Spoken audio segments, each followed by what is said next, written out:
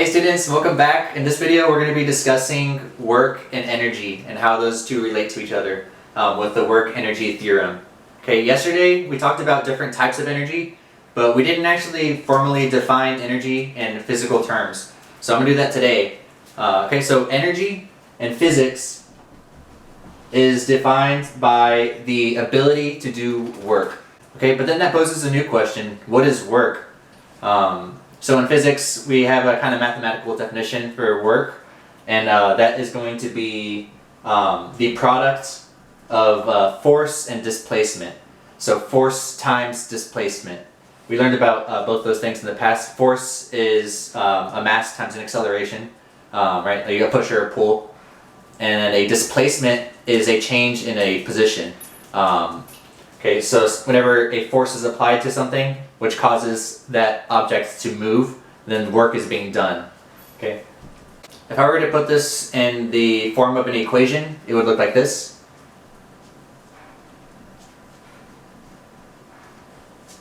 Whenever work is being done on something, that thing is moving, right? It's moving some displacement. Because it's moving, has some velocity, then that means it has kinetic energy. Okay, kinetic energy is the energy associated with motion, right? So since it has motion, it has kinetic energy. So we can also describe work in terms of the change in kinetic energy that that object experiences.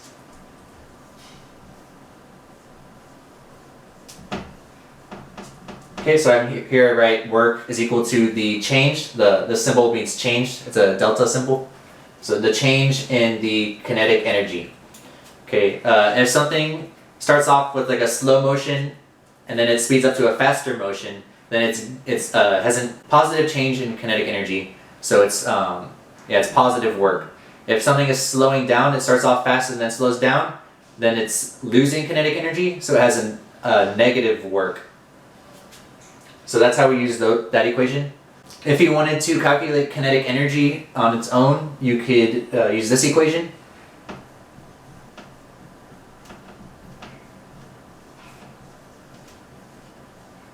Okay, and this says kinetic energy is equal to 1/2 times the mass times the velocity squared. Okay, and then you can calculate kinetic energy with that. Okay. In the example where you're trying to calculate the work being done when an object is being pushed a certain amount of distance with a certain force, you would have to multiply the force and the distance. So let me give you a quick example here. If I push a box along the floor with a force of 5 newtons, and then I move that box 10 meters, then I have a force of 5 newtons, a displacement of 10 meters. So 5 times 10 is going to be 50 joules. Okay, so the unit for work is joules.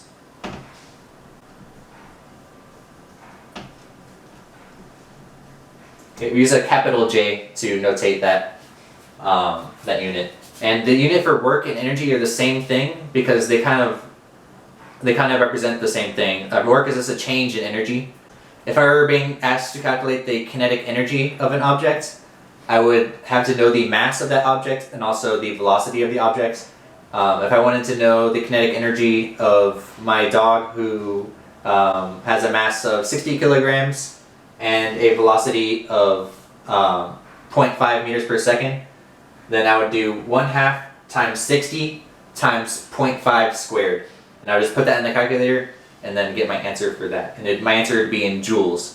Okay, so in the Google form that is associated with this lesson, you're going to be asked to do some of these equations.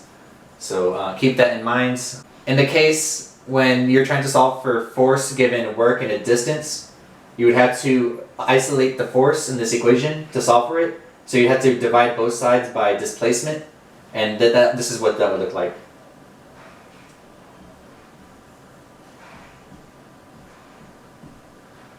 And then you would get solved for force with work divided by distance. Okay, that's just a brief overview of the Work-Energy Theorem. I hope that helps you guys get through the Google form. I hope this video helps you guys understand work and energy. Thank you. See you guys next time.